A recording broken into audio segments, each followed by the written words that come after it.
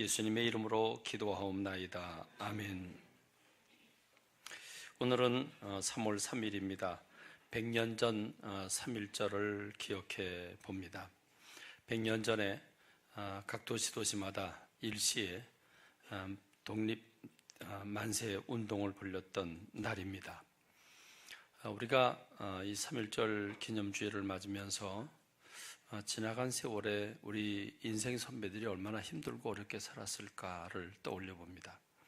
지금 저와 여러분들이 이렇게 평안한 가운데 자유를 누릴 수 있는 것은 이런 선조들의 독립과 자유를 사모하고 갈망하는 그 마음이 커서 온 몸을 던져서 만세운동을 벌이고, 그리고 해외 각지에서, 그리고 국내 여러 곳에서 재산을 다 팔아서 독립군 자금을 대고, 그리고 오직 국가의 독립을 위해서 애쓴 수많은 피 흘린 손길들의 그 핏부림이 있기에 오늘 저와 여러분들이 이렇게 자유함을 누리고 있는 줄로 믿습니다. 적어도 우리가 그분들의 후손들로서 그분들의 그 희생과 섬김 때문에 우리가 강건하다고 하는 것을 인정하고 감사하는 저와 여러분이 되기를 간절히 소원합니다.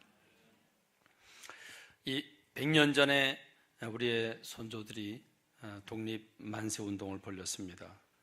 대한독립 만세라고 하는 태극기를 흔들면서 대한독립 만세를 외치는 그들의 심정이 어땠을까 생각해 봅니다. 일본의 36년 동안 압제를 받으면서 글을 빼앗기고 말을 빼앗기고 재산을 빼앗기고 우리의 주권을 빼앗기고, 그리고 집회의 자유도 언론의 자유도 다 빼앗겨 버렸습니다. 오직 공공 집회를 열 수 있는 곳은 오직 딱 한 곳 교회밖에 없었는데, 교회도 일본 경찰들이 설교를 다 요약을 해가서 조금이라도 비판하는 설교가 나오거나 자기네한테 불리한 설교가 나오면 바로 목회자들을 감옥에 가두는 이런 파렴치한 일들을 행한 것이 일제입니다. 얼마나 많은 사람들이 만세를 부르다가 죽었을까 생각해 봤습니다.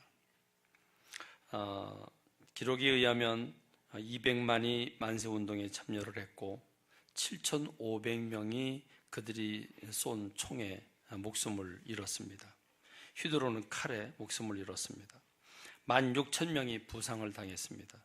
49개의 교회와 학교가 불태움을 당했고 민가가 715채나 불태움을 당했습니다.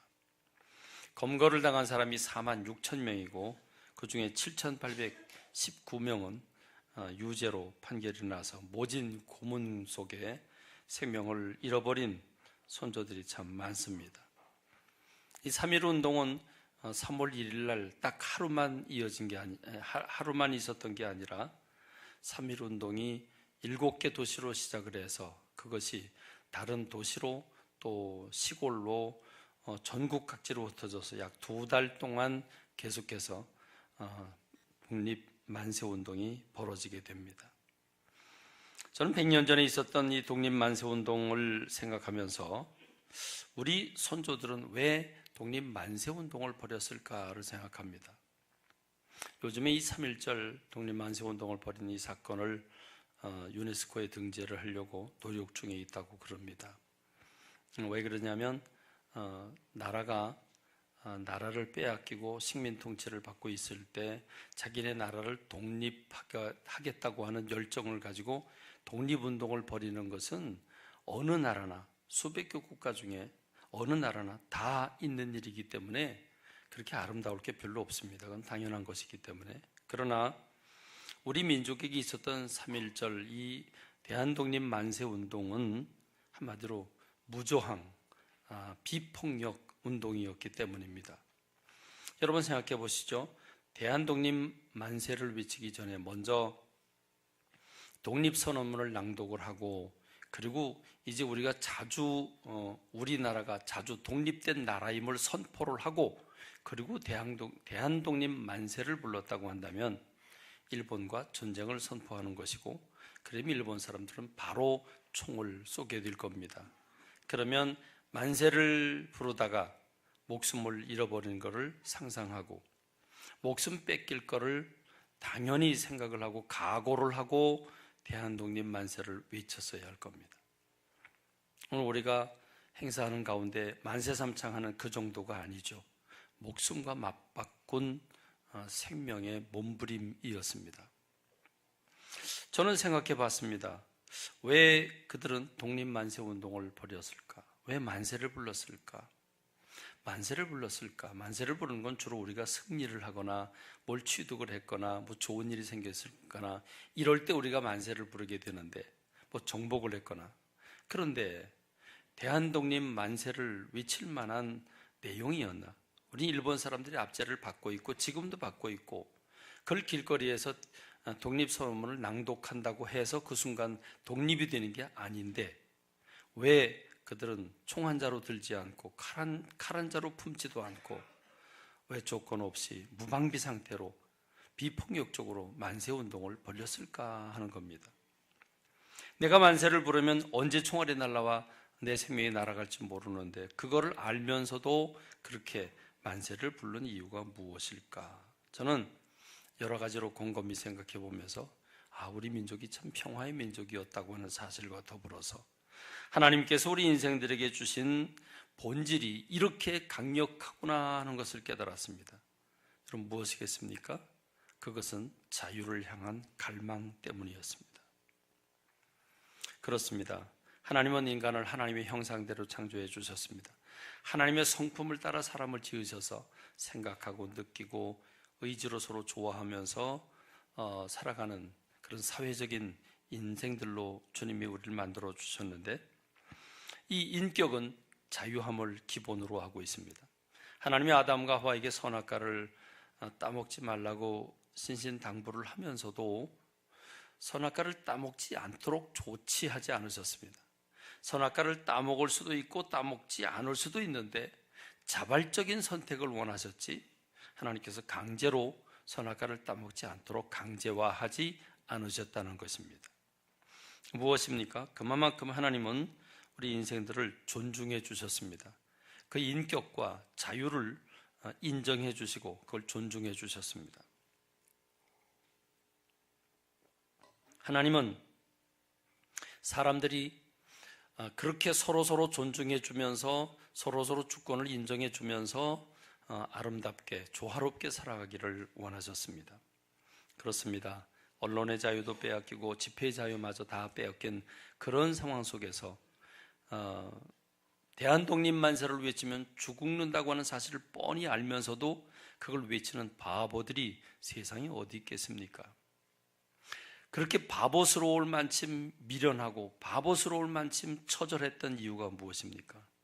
자유가 아니면 살 가치가 없다고 느꼈던 것입니다. 자유가 주어지지 않는다면 인생 사는 게 아니라고 판단했다는 사실입니다. 그렇습니다. 하나님은 인간을 자유의 존재로 만들어 주셨습니다. 그래서 여러분, 우리는 자유함을 맛보아야 합니다. 우리 민족이 만세운동을 벌였던 것은 단순한 나라의 주권을 찾는 것도 중요하지만 인간은 인간답게 자유롭게 살아야 한다는 판단, 갈망 때문이었습니다. 미국은 어땠습니까? 미국은 독립전쟁을 치루었고 그 전쟁을 통해서 자유를 얻을 수 있었습니다.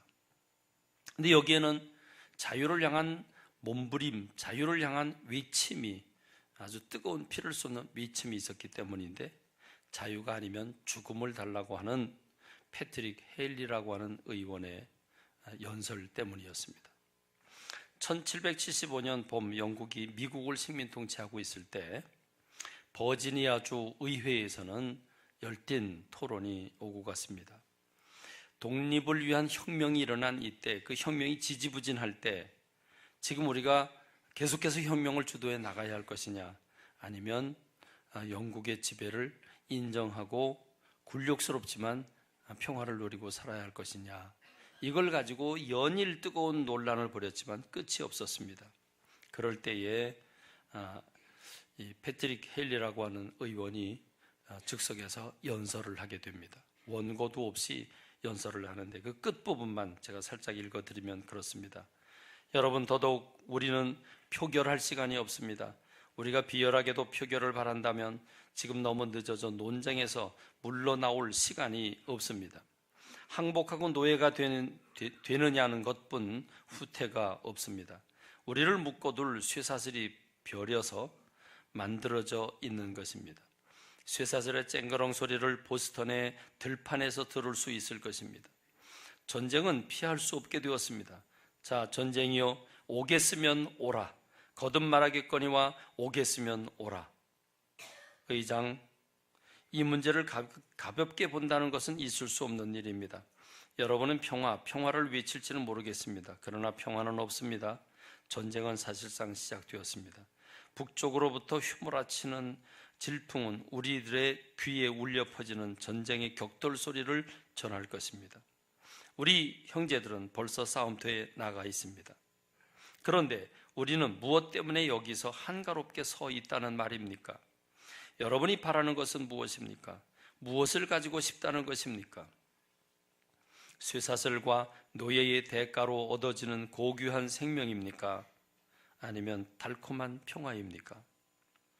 단연코 그런 일이 없도록 바랍니다. 나는 다른 사람들이 어떤 길을 택하는지 알지 못합니다. 그러나 나는 분명히 말합니다. 나에게 자유를 주십시오. 그렇지 않으면 죽음을 주십시오.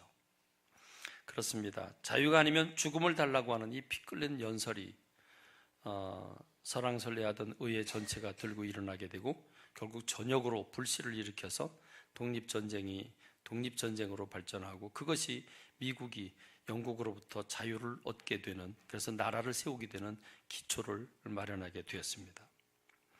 그렇습니다. 대한민국의 100년 전 만세운동은 하나님께서 창조하신 하나님의 형상으로서의 그 자유를 필연적으로 온 몸으로 부르짖는 운동이었다고 믿습니다.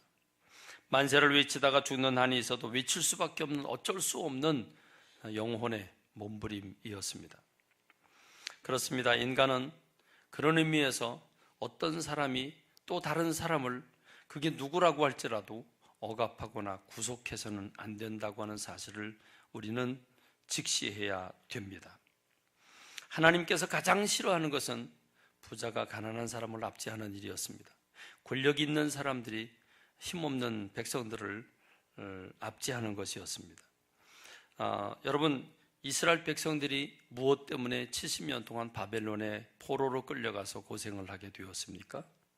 그들이 그 고생을 하게 된 것은 하나님의 징계의 결과였습니다.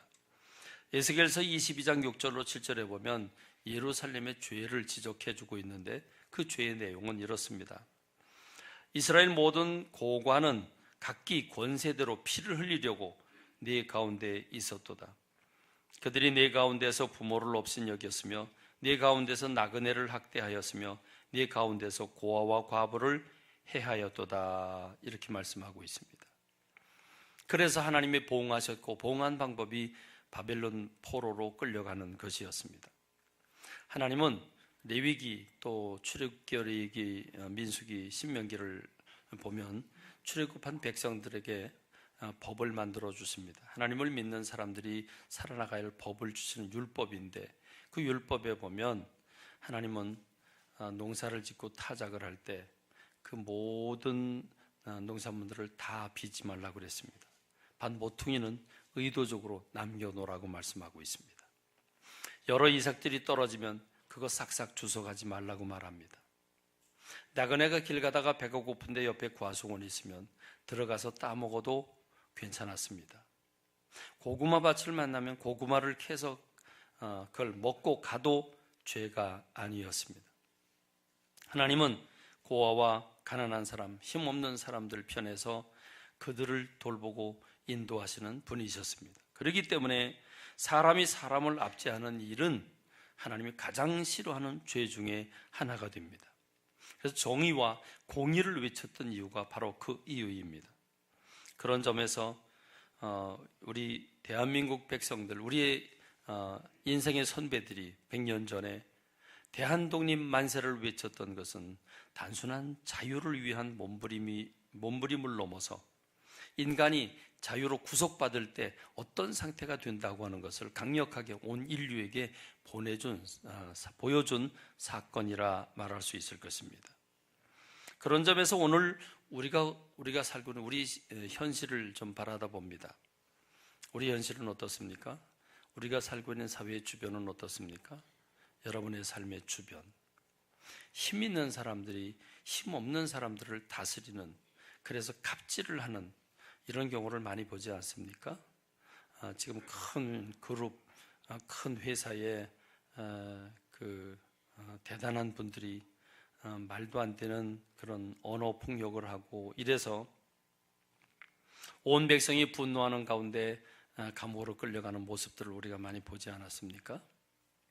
체육계나 예술계에서 힘 있는 선배들이 힘 없는 이제 막 선수로 뛰려고 하고 연예인으로 이제 쓰임 받으려고 하는 젊은이들을 성폭행했다고 하는 얘기, 온 백성들이 분노할 수밖에 없었던 것은 그렇습니다. 어떤 인간이 다른 인간을 압제하거나 구속하거나 그 자유를 빼앗는다고 하는 것은 엄중한 죄이기 때문입니다.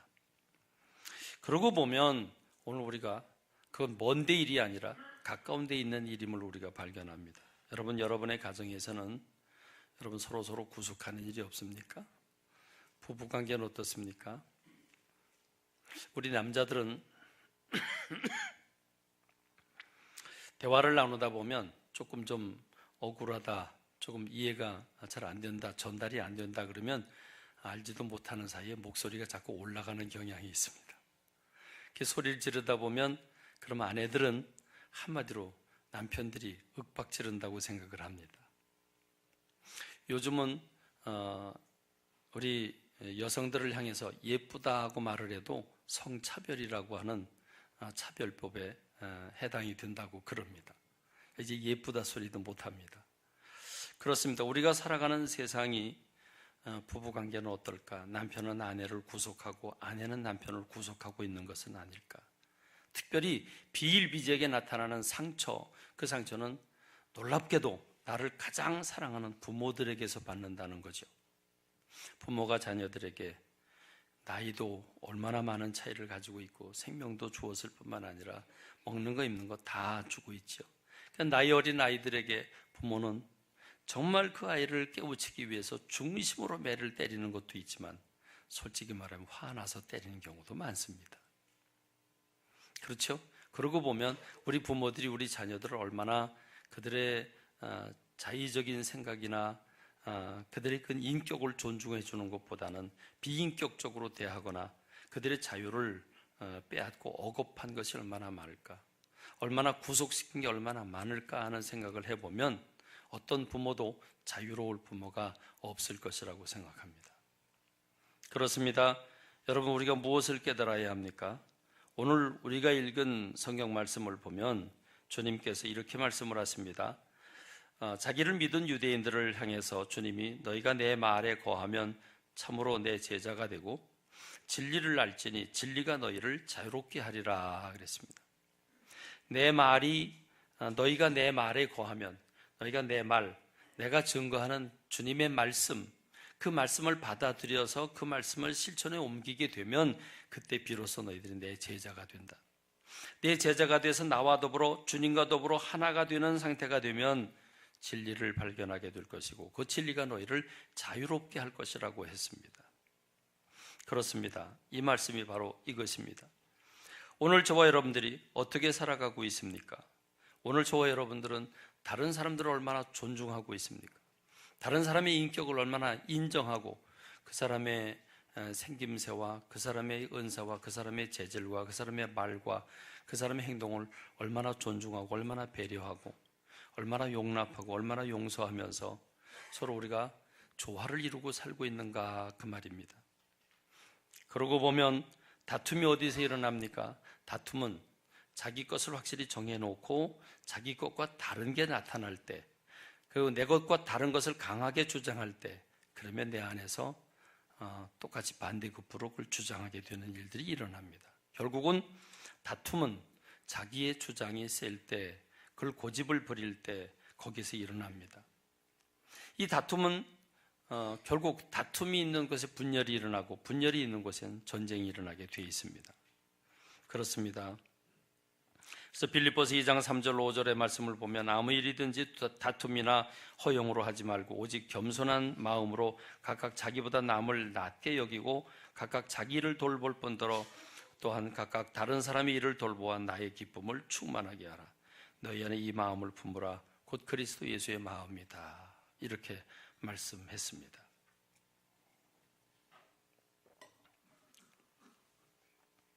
그렇습니다. 오늘 저와 여러분들이 주님의 말씀이 내 안에 들어와 거하게 되는, 주님의 말씀이 내 안에 들어와 손과 발로 나타나게 되는 말씀의 실천이 따르게 되기를 간절히 소원합니다. 주님을 닮아갈 뿐만 아니라 주님 은혜 안에 살면서 우리가 어떤 것에 구속받지 않고 자유를 느끼는 저와 여러분이 되기를 바랍니다. 사람들을 원수시하고 정죄하는 그 얼굴에 어찌 기쁨이 있을 수 있겠습니까? 다른 사람을 비판하고 정죄하는 그 마음에 어찌 평화가 있을 수 있겠습니까? 그러므로 바로 자유는 주님의 말씀 속에 거하면서 주님의 말씀이 나를 이끌어 용서와 용납과 그리고 존중과 배려를 할 때 그때 비로소 자유함을 얻게 되는 줄로 믿습니다. 오늘 저와 여러분 모두가 그렇게 되기를 주님의 이름으로 축원합니다. 그런데 이 말씀을 했더니 이 말씀을 받는 유대인들이 좀 화가 났습니다. 그래서 항의를 하듯이 이렇게 얘기를 합니다. 우리가 아브라함의 자손인데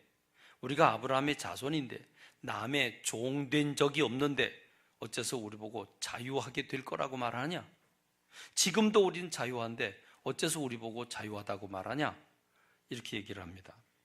그런데 여러분, 이스라엘 백성들이 왜 이렇게 생각을 하고 있었을까요? 이스라엘 백성들은 정말 남의 종된 적이 없었습니까? 아닙니다. 내내 종노릇하고 살았습니다. 이집트의 종살이를 하다가 하나님의 산 역사로 해방을 받아서 나라를 세우게 되었고요. 나라가 세워진 다음에도 그들이 하나님 앞에 불순종함으로써 먼저 북이스라엘은 아시리아라고 하는 나라에 의해서 멸망을 하게 되고, 그리고 남방 유다는 바벨로니아라고 하는 나라에 의해서 멸망을 당하게 되고, 이어서 페르시아의 지배를 받고 더 나아가서 헬라, 로마의 지배를 받습니다. 예수님 오실 때에는 전혀 희망이 없이 로마의 식민 통치를 받고 있는 상황 가운데서 예수님께서 이 땅에 오시게 됩니다. 여러분, 이스라엘은 이 예수님 오시기까지 수없이 많은 나라들의 압제를 받으면서 왔습니다. 그런데 왜 그들은 우린 누구의 종도 된 적이 없다, 아브라함의 후손이고 누구의 종 된 적이 없다고 왜 항의를 했을까요? 그것은 그들이 영적인 자부심이 있었기 때문이었습니다. 적어도 우리가 육체적으로는 남의 나라의 포로가 되어 있는지 모르지만, 지금도 로마의 압제를 받고 있는지 모르지만, 그러나 우리 종교적으로 하나님 앞에서 누구에게도 굴복하지 않았다. 우리는 누구에게도 종이 되지 않았다. 영적 자존심, 영적인 영혼까지 빼앗기지 않았다고 그들은 강하고 담대하게 예수님을 향해서 우리가 아브라함의 자손인데 남의 종된 적이 없었다라고 이렇게 외칩니다. 그러나 예수님은 뼈있는 말씀을 주시죠. 예수님이 하신 말씀은 오늘 저와 여러분들에게 주시는 말씀인 줄로 믿습니다. 예수님은 그들에게 이렇게 말씀을 하십니다. 그래, 죄를 범하는 자마다 죄의 종이다 그랬습니다. 그들이 로마의 압제를 받고 있음에도 불구하고 우리는 자유자다라고 생각하고 있는지 모르지만 실상은 죄의 포로들이었습니다. 오늘 우리가 그렇지 않습니까? 우리는 이 시간 더 이상 일본 사람들의 압제를 받지 않습니다. 우리가 무엇을 해도, 어디를 가도, 어떤 나라를 가든지 무엇을 사 먹든지 무엇을 사든지 팔든지 관계없습니다. 다 할 수 있습니다. 자유가 우리 안에 있습니다. 얼마나 좋습니까? 공휴일 하루를 날 받아놓고 이날 어디를 갈까? 얼마나 가슴이 뜁니까? 얼마나 좋습니까? 우리에게 자유함이 있습니다. 그런데 여러분, 정말 우리는 자유함이 있습니까? 우리는 그 자유함을 누리고 있습니까? 그러고 보면 우리는 직장에 매여 있고 가정에 매여 있고 사람들 관계 속에 매여 있고 마치 카톡방 같습니다. 카톡방에서 빠져나오고 싶은데요, 빠져나오면 또 불러드려요. 빠져나오고 싶은데요, 빠져나오면 사람들의 눈치가 보여요. 빠져나간다고. 그래서 못 빠져나가고 있는 것과 똑같습니다. 여러분, 우리는 그렇게 살고 있지 않습니까? 그러나 그것보다 더 큰 건 무엇입니까? 죄가 나를 지배하고 있다는 거죠. 여러분, 아담과 하와를 보면 압니다. 아담과 하와는 죄를 범하고 어떻게 되었습니까? 죄를 범하기 전에는 그 얼굴에 조금도 거리낌이 없었을 것입니다. 풍요함이 있고 자유함이 있고 여유가 있고 마음의 평화가 있었을 것입니다. 거긴 천국이었습니다. 그런데 마귀의 꼬임으로 선악과를 따먹고 난 다음에 그들의 생각과 그들의 감정, 그들의 의지는 다 바뀌었습니다. 순식간에 바뀌어졌습니다. 선악과를 따먹는 순간 그들은 다른 사람으로 돌변했습니다. 어떻게 해요? 갑자기 눈이 밝아져서 벌거벗은 수치를 발견하게 됩니다. 수치심을 발견하게 됐습니다. 그리고 두려움을 가지게 됐습니다. 하나님께서 임재하십니다. 에덴 동산에 찾아오시니까 하나님이 찾아온 소리를 듣고 두려워서 나무 뒤에 숨게 됩니다. 죄를 전가합니다. 너 때문에 그랬다고, 쟤 때문에 그랬다고. 여러분, 죄는 우리에게 기쁨을 사라지게 합니다. 평안을 사라지게 합니다. 불안하게 만듭니다. 도둑이 제발 저리다고. 도둑은 경찰을 보면 뒤로 숨게 돼 있습니다. 죄를 짓지 않은 사람은 떳떳하게 지나갈 수 있는데 죄를 지은 사람은 떳떳이 못 지나갑니다. 나 잡으러 왔나 그럽니다. 자기 잡으러 온 게 아닌데도 스스로 자기가 자기 발에 저리게 됩니다. 그렇습니다. 무엇입니까? 그 안에서 죄를 지은 사람은 누가 말하기 전에, 누가 아무 말 하지 않았어도 이미 그 안에 그 마음이 어둠이 사로잡았고 지옥이 돼버리고 말았다는 것입니다. 죄가 그 사람을 지배하면 기쁨이 사라지고 평안과 부유와 여유와 자유가 사라지게 됩니다. 그래서 죄의 노예가 됩니다. 그것이 반복이 되면 중독 현상으로 나타납니다. 그래서 여러분, 술, 도박, 게임, 그리고 돈의 노예가 되고 직장의 노예가 되고 오늘 우리는 수많은 중독들 가운데 빠져 있습니다. 혹시 여러분 어떤 중독에 빠져 계십니까? 여러분은 정말 자유하십니까? 오늘 우리는 어느 나라가 나를 압제하고 육신적으로 나를 압제하는 것보다 더 중요한 게 있는데 오늘 저와 여러분의 영혼이 죄로 말미암아 지배를 받으면 안 된다는 사실입니다. 죄는 욕심으로부터 옵니다. 욕심이 발동하면 죄를 낳고 죄가 장성하면 사망을 낳는다고 했습니다. 욕심이 들어가면 그때부터 다툼이 일어납니다. 욕심이 들어가면 분열이 일어나고 시기와 질투가 이어지고 분노와 정죄가 폭발되게 됩니다. 악한 의도로 그걸 무너뜨리려고 하고 고의적으로 말하고 공격함으로써 싸우게 되고 전쟁이 일어납니다. 여러분, 결국 그 죄는 모두를 불행하게 만들어 놓고 맙니다. 그래서 갈라디아 5장 13절 말씀은 이렇게 말씀하고 있죠. 형제들아, 너희가 자유를 위하여 부르심을 입었으나 그러나 그 자유로 육체의 기회를 삼지 말고 오직 사랑으로 서로 종로로 되라 그랬습니다.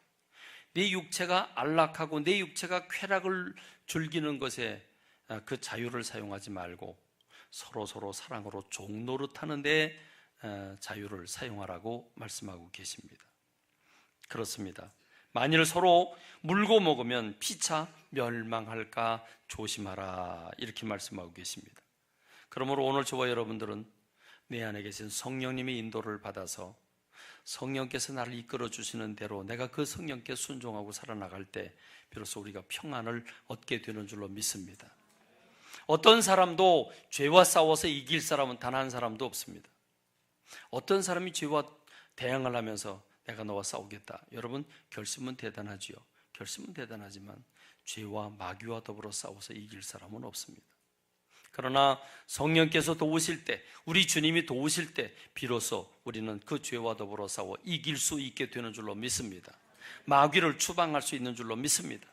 내 이름으로 수백 번, 수천 번을 마귀를 명령한다고 할지라도 마귀는 웃고 말 것입니다. 비웃을 것입니다. 그러나 우리가 예수 그리스도의 이름으로 마귀를 명령할 때 마귀는 두려워 도망가게 될 것입니다. 그러므로 성령님의 인도를 받는 저와 여러분이 되기를 바랍니다. 내가 이르노니 너희는 성령을 따라 행하라. 그리하면 육체의 욕심을 이루지 아니하리라 했습니다. 그렇습니다. 모든 것은 우리의 자유입니다.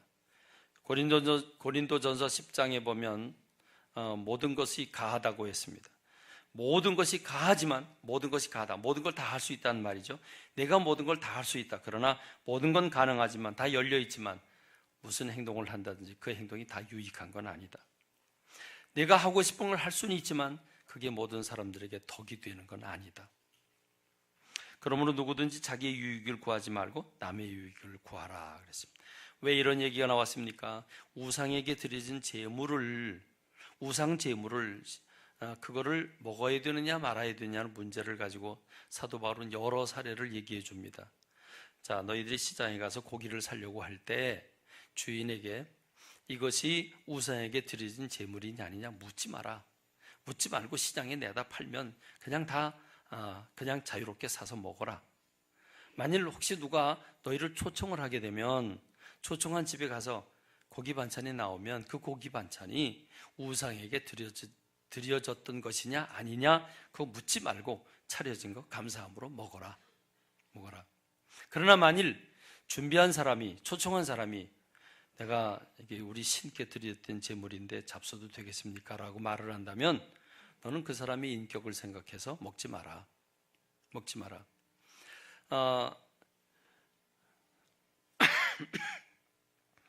사도 바울은 이 말을 하면서 이렇게 얘기를 합니다. 내가 말한 양심은 너희 것이 아니요 남의 것이니 이렇게 말을 합니다. 그 사람을 위해서 먹지 마라. 그 사람이 이걸 우상의 제물로 밝혔는데 그걸 내가 먹으면 그 안에서 갈등이 일어날 수 있고 상대방이 상처를 받을 수 있기 때문에 덕이 되지 않는다는 거죠. 그러니까 그 사람을 위해서 정중하게 사양하고 먹지 말라고 말합니다. 네 안에 꺼리낌이 생기면 그 꺼리끼게 하는 양심, 그 양심은 내 양심 같지만 누구를 위해서 꺼리낌이 오느냐? 꺼리낀다고 하는 말은, 부담이 된다는 말은 상대방과 관계를 이룰 때 내가 어떻게 해야 된다는 양심을 준 것이기 때문에 그 양심은 나를 위해 준 게 아니라 그 사람을 위해 준 거라고 하는 거죠. 그렇기 때문에 양심은 내 것이 아니고 다른 사람 것이라고 말합니다.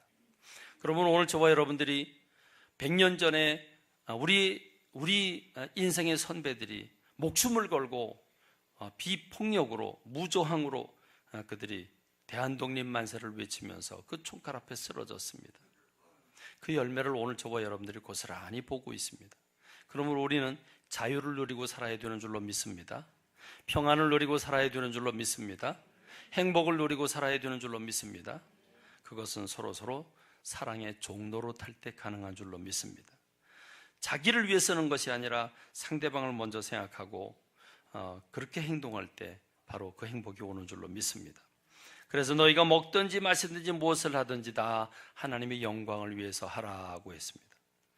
고린도전서 10장 32절로 32절에 보면 참 부러운, 따라하고 싶은 말이 있습니다. 사도 바울이 한 말, 그 말이 오늘 저와 여러분들의 고백들이 되기를 원합니다.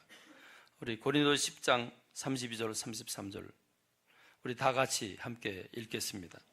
유대인에게나 헬라인에게나 하나님의 교회에나 거치는 자가 되지 말고 나와 같이 모든 일에 모든 사람을 기쁘게 하여 자신의 유익을 구하지 아니하고 많은 사람의 유익을 구하여 그들로 구원을 받게 하라. 기도하겠습니다. 하나님 아버지 은혜와 사랑 감사와 찬미를 주님 앞에 돌립니다. 우리들 무엇이든지 사랑해 주셔서 걸어간 주님의 날을 허락해 주시고 주님 앞에 달려나와 예배 올려드리게 하시나이까 감사합니다. 죄인의 모습으로 왔사오나 주님께서 우리의 죄를 용서해 주시고 우리를 주님의 품에 안아 주셔서 주님과 더불어 사랑을 주고받게 하시니 감사합니다. 우리에게 말씀을 주셔서 행복하게 사는 비결을 허락해 주신 우리 주님 감사합니다. 소망을 주신 주님을 찬양합니다. 하나님, 그러므로 우리가 말씀대로 순종하고 살게 주시옵소서. 그래서 우리 모두가 정죄하고 그리고 다툼과 분열 속에 살아가는 게 아니라 하나님 서로 사랑의 종로로 담으로써 천국을 맛보고 살아가는 우리 모든 교우들 식구들 되게 하여 주옵소서. 우리 주님 이 시간에는 성만찬을 통해서 하나님께 영광을 올려드리길 원하고 주님이 나와 함께 하심을 체험하기를 원합니다. 우리가 준비한 빵과 즙을 주님께서 성별해 주시고 우리가 이것을 나눌 때 예수님께서 나를 위해 죽으심과 지금 하나님 우편에 계셔서 우리를 위해 중보하고 계신다고 하는 사실을 확신하게 하옵소서. 연약해진 믿음이 강화되게 도와주시고 성만찬을 통해서 새 탄생하는 역사가 일어나게 하옵소서. 예수님의 이름으로 기도하옵나이다. 아멘.